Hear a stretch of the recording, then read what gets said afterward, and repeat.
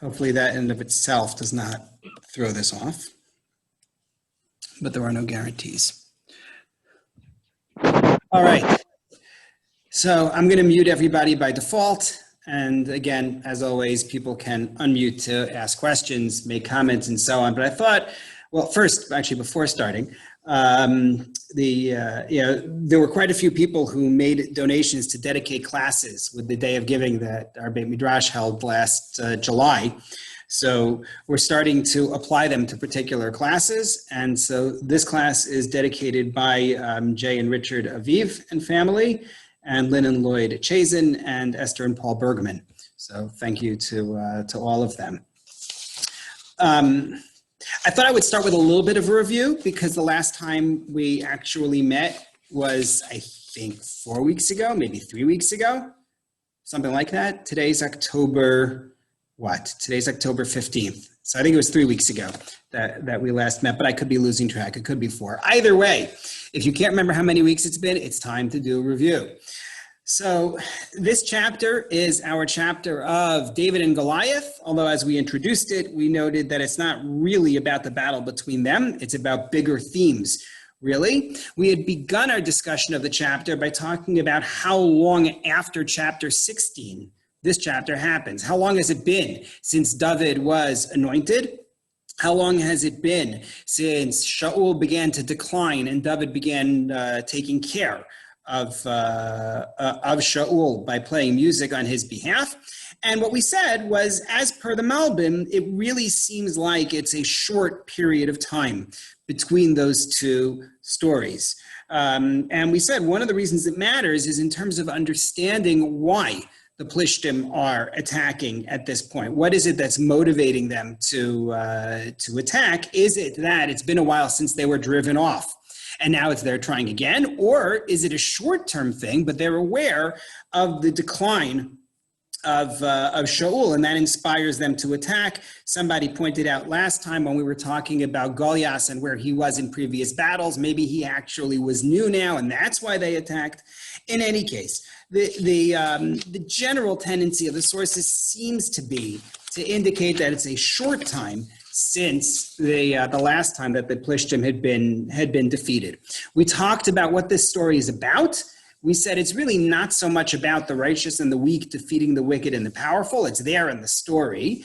But again, that gets very little airtime in this story. So the story is really about something else. It could be about Hashem's power, which David celebrates in his speeches throughout the chapter.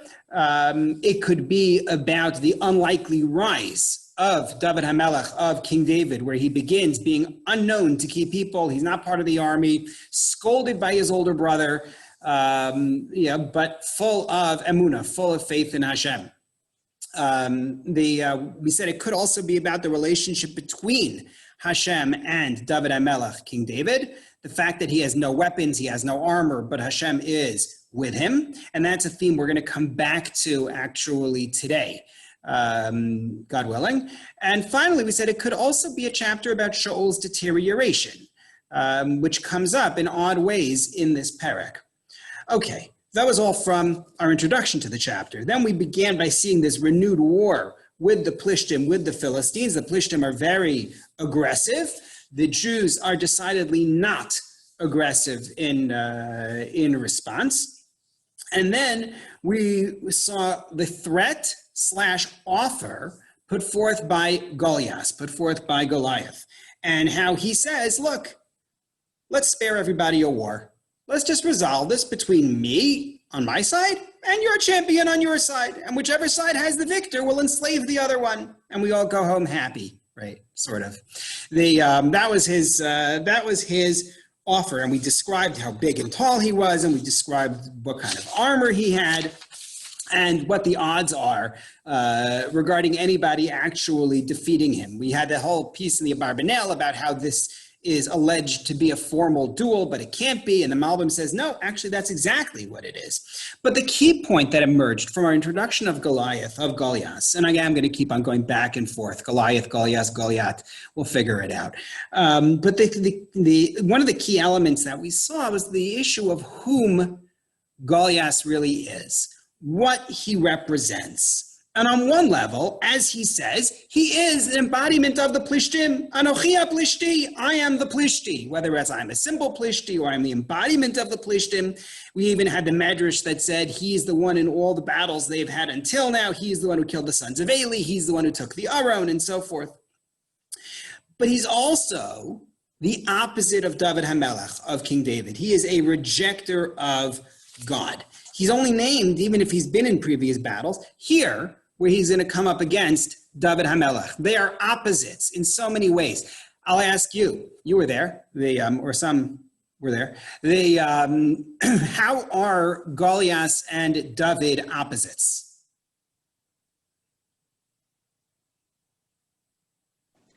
First of all, physically. Yeah. Physically, good. Susan pointed out they're physically opposite, both in terms of size, right? Shaul was described as tall. David is not described as tall.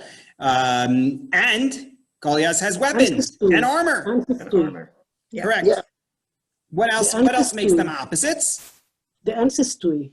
Right. Sachana says their ancestry is opposite. We emphasized that in the Gemara's view that Goliath comes from Arpa, right? David is from Rus, Goliath is from Arpa. She's the one who left Naomi. Granted, she didn't want to. We showed the roots of that idea that Goliath is one of the sons of Harafa / Arpa. By the way, one dot that two dots that we did not connect at the time, but we really ought to have connected it. Do you remember when we read about Goliath being called Ish HaBeinayim? We said that the standard approach to Ish HaBeinayim is he's the one who stood between the two camps. However, we noted one view in the Gemara that he is average among his brothers, and we thought that was really odd, given that he's described as being so outsized and so frightening. However, if you take the view that he is one of these sons of Harafa, and they were listed in the text that we saw as all being very large and frightening people, then it actually fits the view that he was average among his brothers. You know, you sort of imagine everybody pointing at him and saying, wow, this guy's huge. And he's like, well, you should see what they have back home. But in any case, he's clearly an opposite of David in terms of his ancestry. And we're going to come back to that, God willing, this week as well. And then there's one other very important opposition. His beliefs and David's beliefs are opposite. Their relationship with Hashem, which is going to come back today as well in the beginning of our new material. David is Vashem Imo. Hashem is with him. Goliath cites no allegiance to a god. David accuses Goliath of blaspheming the God of Israel. And the Gemara played that in his name and said Goliath Galui, revealed, exposed before God. And again, also, that's going to come back. David is humble. David is humble, and Goliath is not. He is very... That's interesting. Ricky says David is humble. Do you really find humility for David?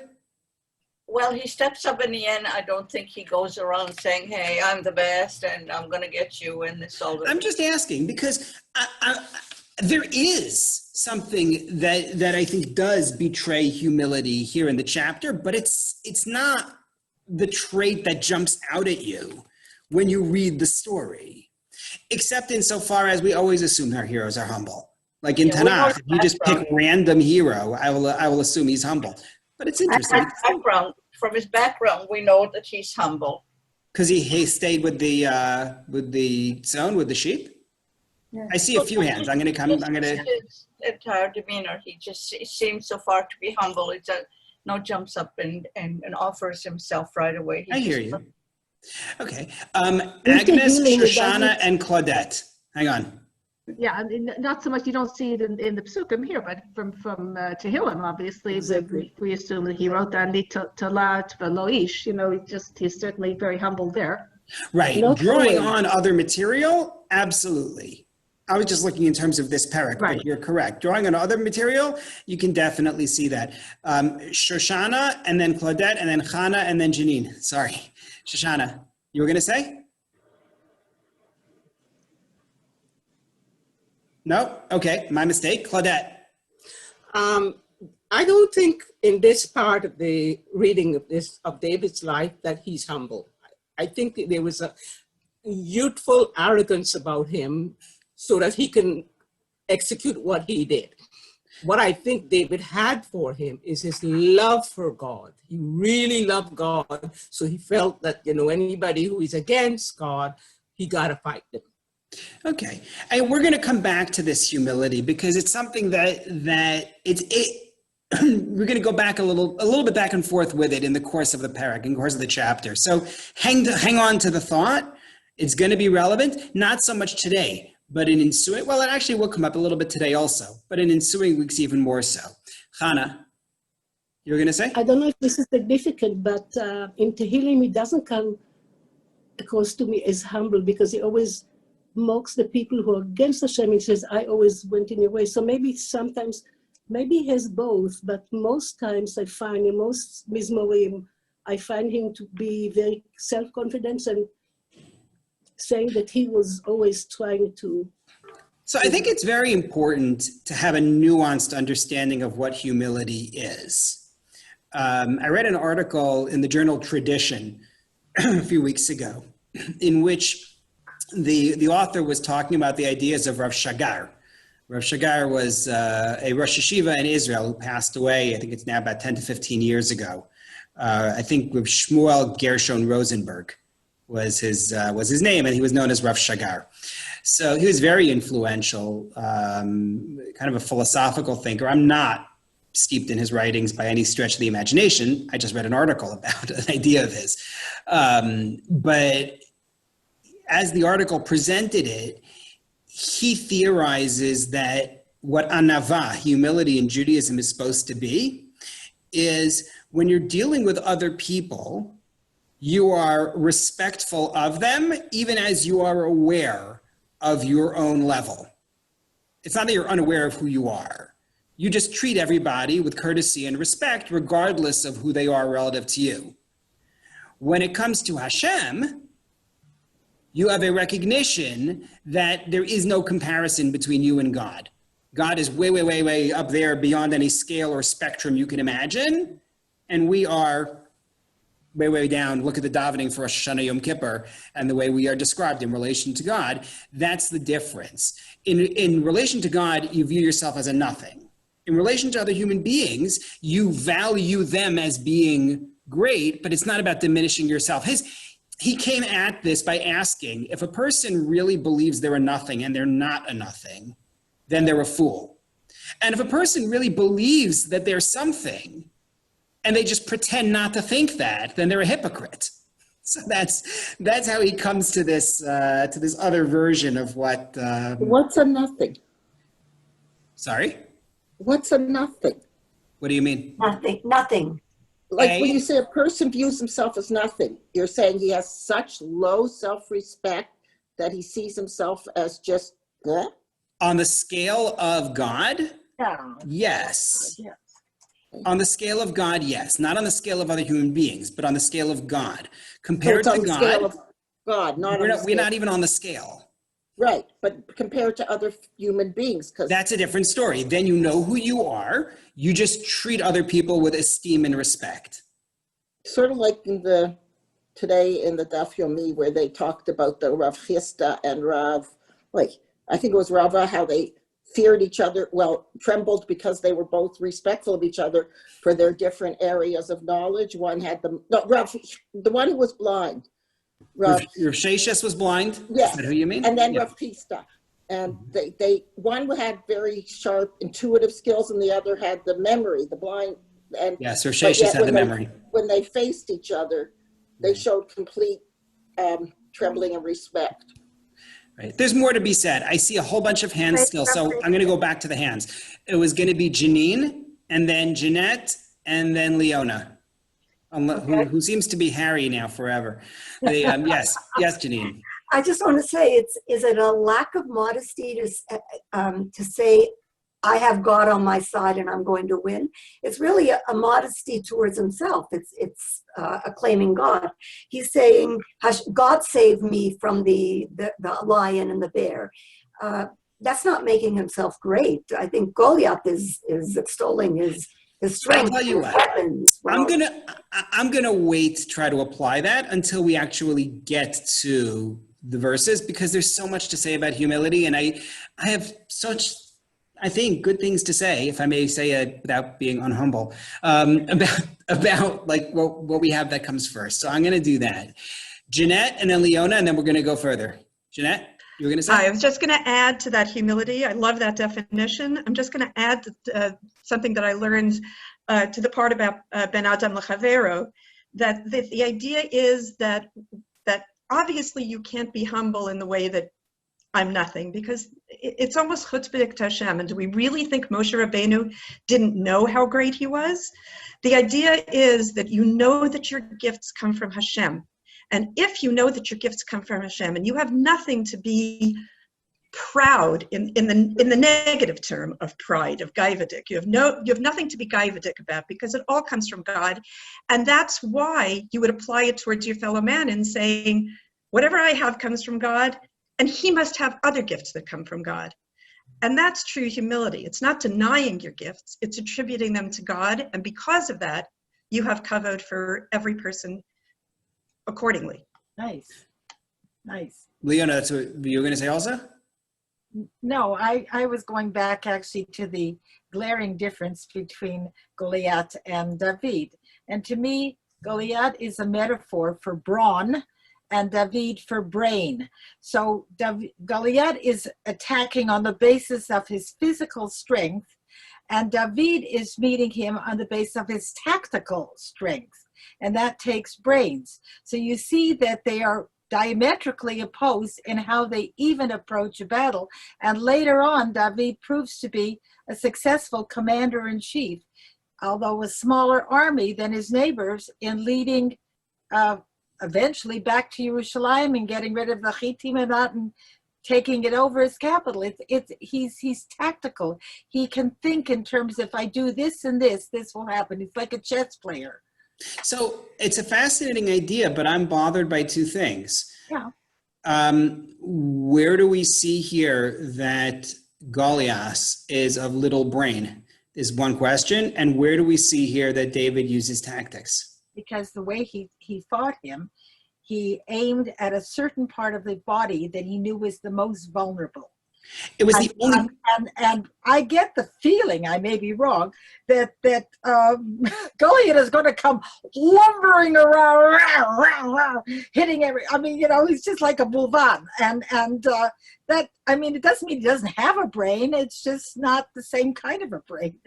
I don't know. I feel like we bring certain baggage into the story, and I suspect that is part of it. I don't see Goliath's brain as being depicted as deficient here.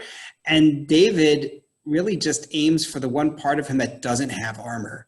It's not like no, but you have to think. It's not science. No. Okay, so I saw your hand, Ruth. I'm going to take Ruth's question, and then we're going to really go further. We didn't even finish our review yet, and it's almost 1:50. Yes, Ruth. And I was going to say, I think we've all sort of bought into the way that we've learned this story as kids. You know, that Goliath was the baddie, and David had all the qualities, and he was just a modest little sort of brother who hid himself away, and that we still have that kind of impression of both of them, and that's why we give them certain attributes. I think the word we use for David is plucky. Yeah. That's the word, sort of as a kid, and that kind of a thing. Okay, well, let's see where it goes. The last piece of review was just that Shaul is no longer Shaul, meaning that you see it at the outset of the battle where he's afraid of the Plishtim even before Goliath shows up, right? Unless you take Targum Yonasan that, Goliath was there in all the battles and therefore Shaul knows that he's coming. But Goliath is aware of this and he taunts Shaul.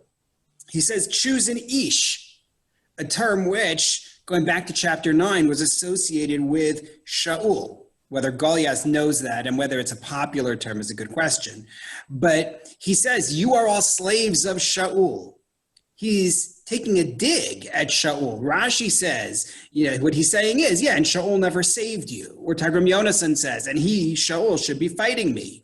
Radak, you and Shaul should be choosing a champion to fight me. And Rav Bazak notes the strong contrast between who Shaul was in the beginning of his career as king, when Nachash attacks Yavesh Gilad and Shaul to the rescue, and here where it's going to be David who's going to actually come to the rescue. And that's fascinating in its own right. Okay, so I want to move into the next psukim, the next passage here, specifically sentences 12 to 14. And the introduction to Yishai's sons, and we talked about this already a little bit last time, the fact that we're going to reintroduce David and his family, even though we know them from chapter 16 when David was anointed. So take a look, please, at Yud Zayin Yud Bet, chapter 17, sentence 12. V'David ben Ish Ephrasi Hazeh. David is a son of this man of Ephrat. Ephrat, Beit Lechem are the same place, right? You find that already in the Chumash. So David is a son of this man from Ephrat, that's Yishai, who we've already met, from Beit Lechem of Yehuda, because as we noted in Shoftim, there's also a Beit Lechem Zivulun. Ushmo Yishai, and that man's name was Yishai. V'lo Shmo Navanim, and he's got 8 sons. V'yish b'mei Shaul zakein baba anashim. And at this point in his career, Yishai is old and he is Baba Anashim, which we have already explained is either a reference to his infirmity, he's older, he's not able to get around, or Baba Anashim, as the Gemara says, he has an entourage. He's very well respected wherever he goes. Vayelchu shloshes bnei Yishai hagedolim halchu acharei Shaul hamilchama, and Yishai's 3 oldest sons go to war. It's a funny thing. You see the double verb. Vayelchu, halchu, right? The 3 older sons of Yishai went after Shaul to war. So Radak says it means those 3 who normally went with Shaul to war, they went now. Alternatively, Abarbanel says it means they went without procrastination. Either way, we are introduced to their names. V'shem shloshes banav asher alchu b'milchama, the names of the 3 sons who went out to war: Eliyav habachor, u'mishneu Avinadav, v'ashlishi Shama. Right, Eliyav, Avinadav, and Shama. And we noted last time, I think Susan was the one who asked about this, that these are names we already know. In chapter 16, when they came to anoint David, we named the 3 sons, the 3 oldest sons, and yet here they are again. V'David hu hakatan. And David is the youngest. Ushlosha gedolim alchu acharei Shaul. In case you missed it the first time, the 3 older ones went after Shaul. So we had the following questions. Number 1, we asked, why does the text reintroduce David as though I didn't know who he was? And not just David, but his siblings. Why is David, second here, why is David the anointed king as well as an accomplished soldier, apparently? Remember how he was described at the end of the last chapter? Why is he hanging with the sheep and not at the battlefield? And then looking ahead, David is going to ask people about what's going on and what's the prize for somebody who kills Goliath and all of that. And he's even surprised to hear about what Goliath is doing, the way that Goliath is blaspheming and so on. I don't understand. He's been hanging out in the palace. Why is it that it took 40 days for him to find out what's going on? Very strange. Susan, I don't know if you're pointing at me or at something else.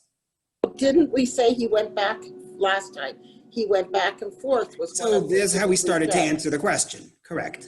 Yeah. We did note that that he's going back and forth. That is correct. But so Shaul is at a battle. He doesn't have to entertain him. He's probably at home. Maybe. I mean, he was with the sheep. That we know. Yeah. So I think it's really important that we look at this as Dr. Ruth Wallfish does in that article from Megadim that I emailed you. How many of you actually, I don't want to embarrass anybody, but hopefully some people actually read it and therefore know everything that I'm about to say. But she says something that I think is very sharp here. Don't treat Perek Het Zayin and Perek Yud Zayin as competing narratives preserved side by side, the text itself shows it's not true. First of all, because chapter 17, Perek Yud Zayin, references things that happened in Perek Tet Zayin. We already saw that Yishai is introduced here as that man from Ephrat. What do you mean, that man? From when? From chapter 16. Not only that, in the next pasuk, we didn't get there yet, but in sentence 15, where it says that David is going back and forth, he's going back and forth from being with Shaul, so we already know that he's with Shaul. We know what happened in 16. You can't really argue that Perek Yud Zayin is unaware of Perek Tet Zayin. It's just not true. Not only that, as she points out, there's a lot of shared language between the two. For example, the verb Reish Aleph Hey, to see, is going to come up over and over again. David being labeled as a shepherd, introduced as somebody who's with the sheep, it appears here and it appears there. There are repeated events that are fascinating. You remember we talked about how Yishai sent David to Shaul to be a musician, and he sent food with him. And he asked Bishlomo, right? That's seen here as well. He's going to send David to bring food to the battlefield, right? And to ask about the shalom of the brothers. Even just David being left out of an important event happens in both chapters. In chapter 16, he's left out when Shemuel comes to anoint somebody. In chapter 17, he's left out of the war. Like, there are so many common elements between these two chapters. We're going to talk more about the parallels, God willing, when we get towards the end of chapter 17 and we get to the biggest problem, which is going to be when Shaul says, "Hey, who's that kid?" Right? At that point, we're going to have to really look at these parallels. But the point is, what I brought you on your sheet in source number 1 from Professor Walfish. Iyun Chadash b'Shmuel Aleph Prakim Tet Zayin Yud Zayin. Before we try to resolve the problem that we mentioned, the problem being, why is David being reintroduced? Let's first look at the strong bond between the two chapters, between chapter 16 and chapter 17. Once we've demonstrated that there is, in fact, such a bond,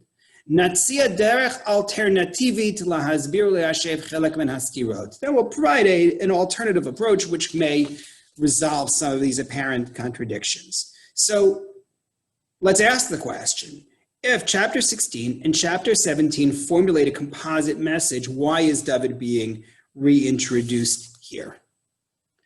So I'm going to offer 3 suggestions. 1, Professor Kiel in the Da'at Mikra seems to think that this isn't anything. Don't get hung up on it. He says, we were talking about David back at the end of chapter 16 and what he was doing on behalf of Shaul. In the beginning of chapter 17, we diverted to talk about the start of the war and to describe at length the size and the armor of Goliath. And now we're returning back to the end of chapter 16, and here's this fellow David. So since we took a detour, it's refreshing our memory, which is something that, he notes, we see elsewhere. Look at the sheet, please, source number 2. From the sale of Yosef, which, as we're going to discuss, has many parallels to our story. But look at it here. This first line that I brought you in source number 2 is after Yosef is sold. V'hamidanim macharu oso el Mitzrayim. The Midanim, who the Midanim were, is a great question for another time. But the Midanim sold Yosef to Egypt, lefotifar sris paro sarat habachim, to Potiphar, etc. Then after that, you get chapter 38. What is in chapter 38 in Bereshis? What story? Uh-oh. It's a good thing we're starting Bereshis again. Is it Potiphar's wife? Nope. Selling of Yosef. Nope. No, Yosef being sent by Yaakov to see his brothers. No. Chapter 37 was when he was sent. The last line in chapter 37 is the line we just read about how he was sold down to Egypt. Chapter 38. Yered Yehuda. Yeah, Yehuda and Tamar. That's what I said. The story of Yehuda and Tamar is chapter 38. And then once it's done with that whole story, then we start chapter 39 with the second line that's in source number 2. V'Yosef hurad Mitzrayma, Yosef was brought down to Egypt. Vayikneu Potifar Sris Paro, and Potifar, who works for Paro, is the one who buys him, this Egyptian man from the Ishmaelites who took him down.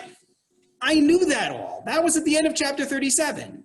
We just read it. It says, and the Medanim sold him to Egypt, to Potifar, Sris Paro, Sarat Habachim, says Professor Keel. Yeah, but you got busy with something else. You spent time looking at a different story. So therefore Hashem says, let me bring you back. And that's the same thing that's going on here with David.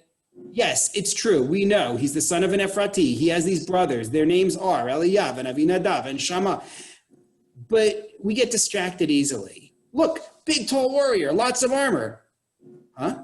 I was talking about David? So therefore, a little bit of a review, just like we did a review from being out for 3 or 4 weeks. That's Professor Keel's approach.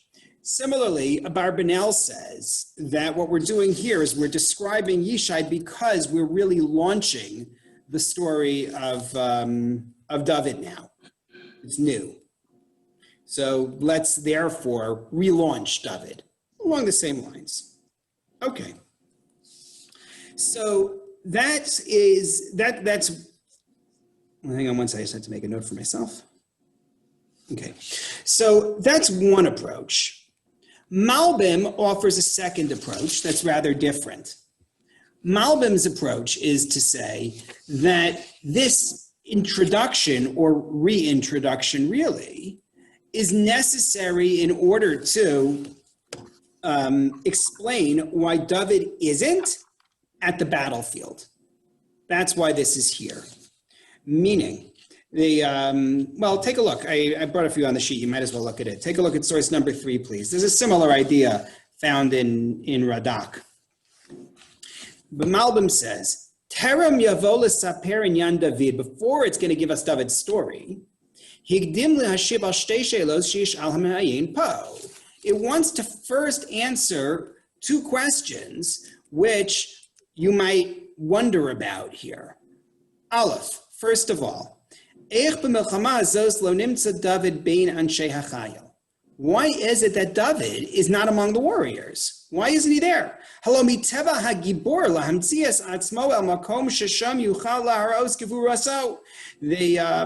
the way of a warrior to make himself found in the place where he can demonstrate his might. Warriors end up on the battlefield. Why is it that David did not go to the battlefield? Sorry, I just have to send a message to someone who's in the waiting room. I think they're here for a different class. Hold on one second.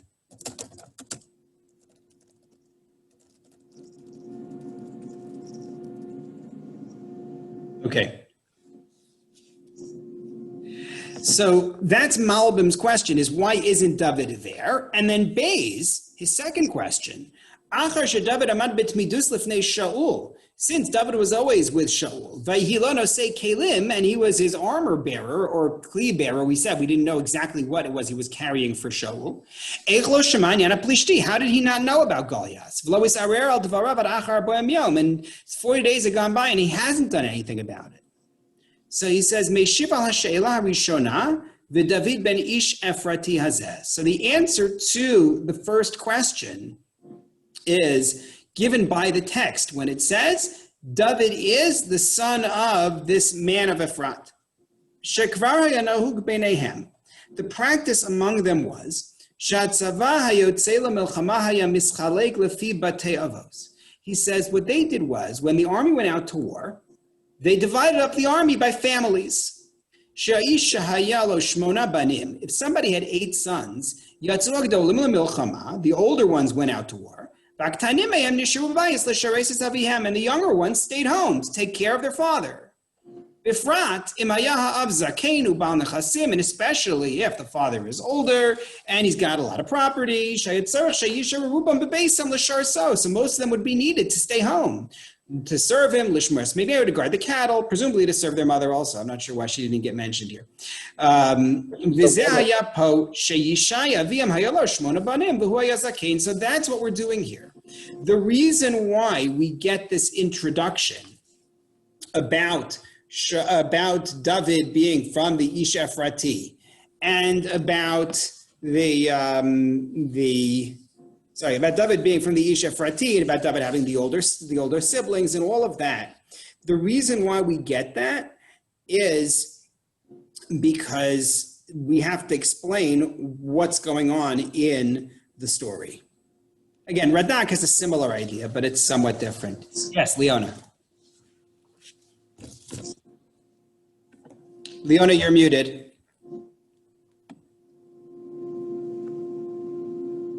All right, I have a question. If he was appointed earlier on, and we're assuming that the events are close together from the previous battle and this battle, was there another battle that he carried Shaul's armor since he became his armor bearer, or is this now the first battle? And if so, why isn't he on duty? Never mind that the other sons are at home to take care of the father. If his responsibility is carrying Shaul's armor, and this is the first battle since his appointment to that position, why isn't he there? It still doesn't right. So I think we noted when we read this in chapter 16 that Nosei Kelav did not necessarily mean carrier of his armor or weapons. And in fact, we gave a couple of other explanations for what it might have meant. We said it's not necessarily an armor bearer back when we saw this in chapter 16.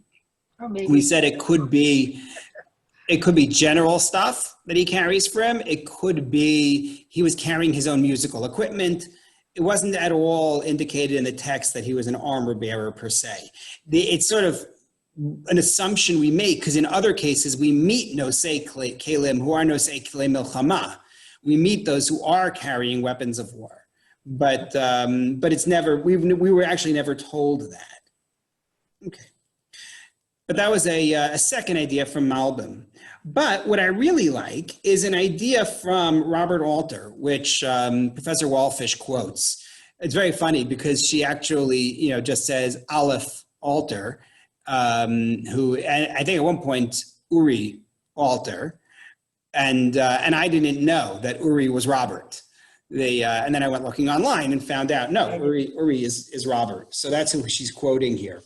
If you take a look at source number 4, Shtei Girsa'ot Ele, these two texts, Einan rak funktziot shel ofio shel David. He says they're not only about David's character, ela gam shel hatzura sheba aleinu lahavin es bechiraso lemelech. They're also about the understanding why he is chosen as king. B'divuach harishon, in the first account, in Perek Tet Zayin, the last chapter, b'chiraso he absolutit. He is selected in a manner which is absolute. Zoe ha-b'chira lokit chad mashma'it. Shemuel comes in and says, God chose David. And that's all you need to know. David is... Okay. So, going back to what we were up to, I'm just restarting the recording. What Professor Alter here is suggesting is that the first time that David is selected, it's Shemuel coming in and saying, speaking for God, this is it, he's the new king. And as we continue in source number 4, Shi muaneket lo kematat o kigoral. It's given to him like a present or like a lot that's been assigned to him by God. B'divuach hasheni, whereas in the second telling of the story, David b'pe'ula amitza mavtiach la'atzmo, as drisas haregel harishona b'derech min hatzon al keser hamelucha. David, with his courageous act, promises for himself, not really promises, guarantees, that's my translation, I like that better, guarantees for himself, the first step along that path from the sheep to the throne. It's David's action. The first time around in Perek Tet Zayin, David didn't do anything. Shemuel showed up. Shemuel said, let's trot out the kids. He ultimately has David brought before him, and David is anointed as king. And yes, there were nice elements of his character, the fact that he stays with the sheep and all, fine, but it's not anything he did. The second version of it, David earns it. So maybe what we're doing here, and this is the point, is that we introduce the story both times. We're introducing the story both times, each one for what it has to say. Here's Yishai and his family, and here's, you know what it's sort of like? I never actually saw this, but I've heard too many speeches about it. The movie Rashomon, do you know what I'm talking about? Mhm. Okay, so the movie Rashomon was a Japanese film in which an event is witnessed 4 times, but it's from different perspectives each time. And the idea is that you could actually witness something and tell the story of it based on what you witness. And somebody else will witness the same exact thing, but tell the story differently, see different motivations, have a different memory of what caused what and when. There are different players in the story. So that's what's going on here. We're starting the story again of David's selection, and it's going to show us a different facet of it. She's going to come back to that idea when we get to the end of the chapter and have to talk about Shaul not recognizing David. So keep it in mind. But that's in terms of why we get this reintroduction. So why isn't David there at the battlefield? He has been anointed as king. So Rashi says he's been playing music in the palace. You know, that's his job. And he goes back and forth between the palace and home. Radak and Malbim give the answers that we have already referenced, that the family is already sending the 3 oldest sons to war, and therefore he is needed more to help at home. So that's how we address that note. Okay. So let's get to the battlefield errand. We only have 15 minutes to go, but we're going to make them count. Back in the Psukim, in the text, sentence 15. V'David holech vashav me'al Shaul. As we said, David is going back and forth. L'ros es tzon aviv Beit Lachem, to look after his father's sheep in Beit Lachem. Vayigash haplishti ashkem v'ha'arei vayisyatzei v'arboim yom. And the Philistine goes out there every morning and every evening for 40 days. Parenthetically, take a look at your sheet at source number 5. This plays into the narrative of Goliath being the opposite of David in terms of the relationship with Hashem. Look at how the Gemara reads this morning and evening and 40 days. The Philistine went out morning and evening. Amar Rabbi Yochanan, kedei levatlan mikriya shma shachris ve'arvis, to keep the people from saying Shema morning and evening. And he stood there for 40 days. Amar Rabbi Yochanan, keneged arboim yom shenitna bahen Torah, parallel to the 40 days in which the Torah was given. Now, the Gemara is not saying that therefore the soldiers aren't saying Shema morning and evening. That doesn't make any sense. Goliath is standing there talking for 3 hours in the morning. Is he standing there talking all night long? I mean, that's your eligible time for Shema, morning and evening. That doesn't make any sense. We didn't say anything about the size of his lungs. The idea that Goliath was talking the whole time and therefore they're not saying Shema is not what the Gemara is trying to say. What the Gemara is trying to say is the text emphasizes that he went out there hashkem v'ha'arev, rising early and being there late in the evening. Frankly, you could read it as he's there all day. From early in the morning until late in the evening. You don't even need to read it as twice, although I think we generally do. But the emphasis is to say that he is keeping people from being close with Hashem. And similarly, you got the Torah in 40 days, he's going to go out there and blaspheme for 40 days.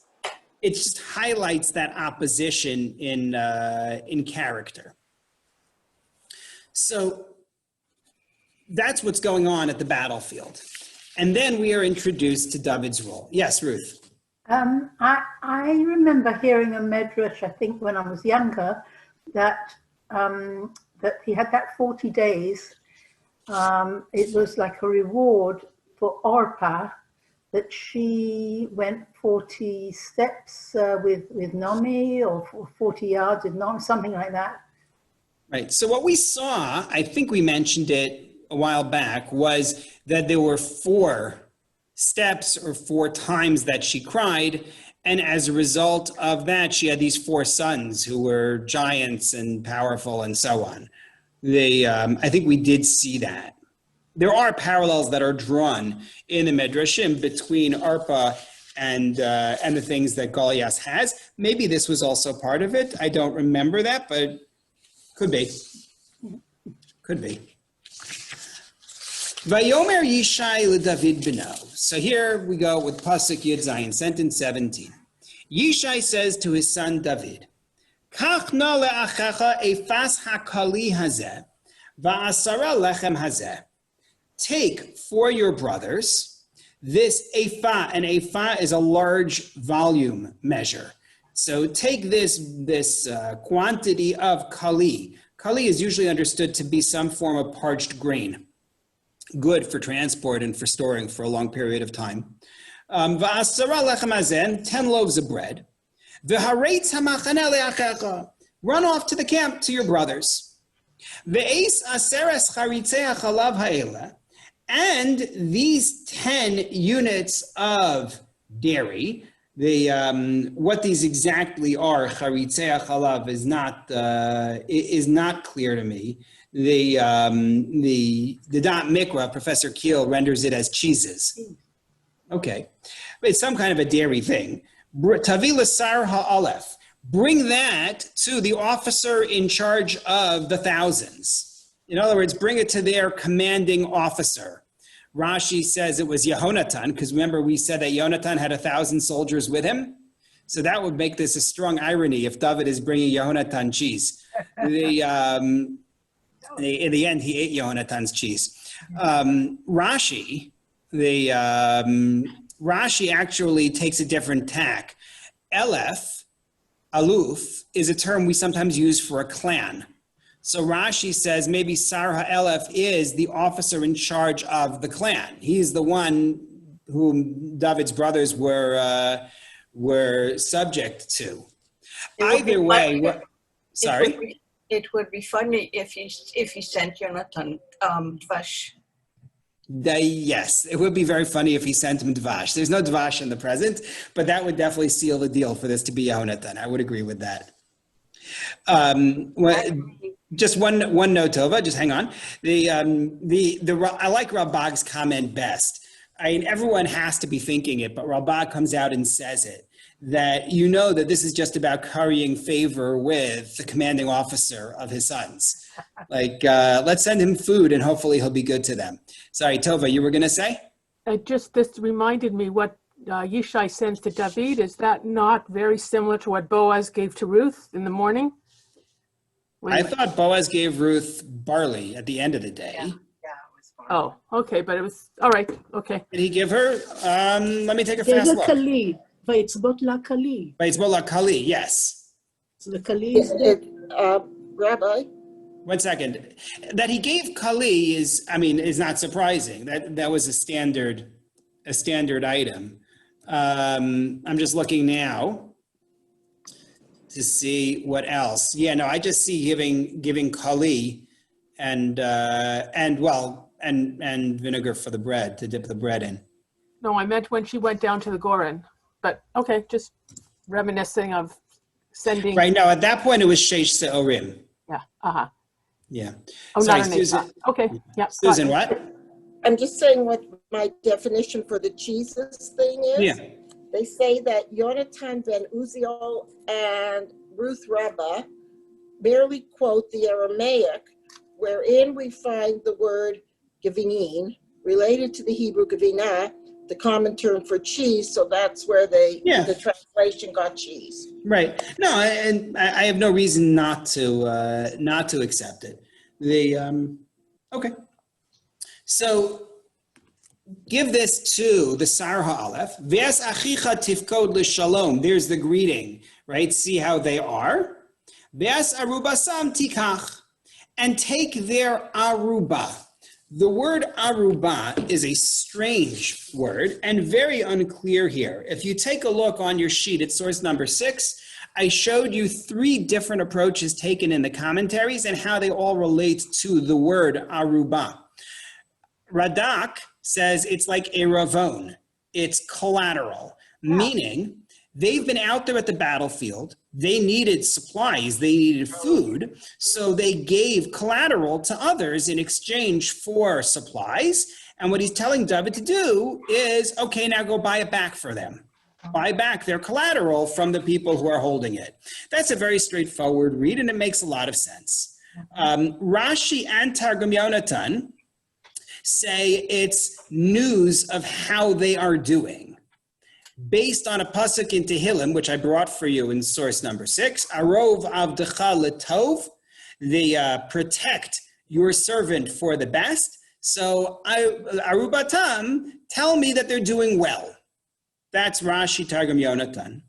And then finally, you have this very interesting idea in the Gemara and Shabbos. There's also an idea in Ralbag, but I'm not going there. But take a look at source number 7, because you have to know this. You've probably heard it before because it comes up in the David and Bathsheba story. That's indeed where the Gemara says it. In source number 7, they play arubatam like ta'arovet, mixture. Anybody who went out to a war for Beit David, kosev get krisus leishto, would write a bill of divorce for his wife, conditional on his non-return. And then you see they quote our pasuk, as arubasam tikach, my arubasam, what is arubatam? Tani Rabbi Yosef, dvarim hama'oravim beino levena, that which is mixed between him and her. So take back their conditional get.